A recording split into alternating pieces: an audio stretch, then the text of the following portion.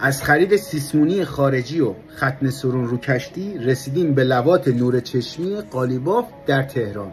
تصویر کاملا شوکه کننده که نشون میده این عزیز دردونه قالیباف و فرمانده حال حاضر پایگاه بسیج ایوین تهران یه لواطکار و فاسد همجنسباز بوده.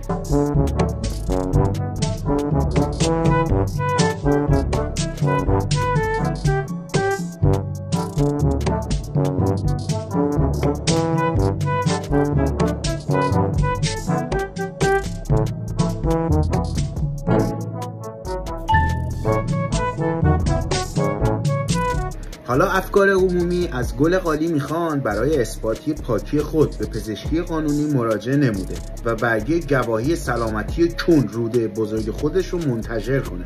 در غیر این صورت مشخص میشه نام برده هم چونی نظام مقدس اسلامی بوده و من الله توفیق. نه تا زیر رو گاهیدم خامنه‌ای.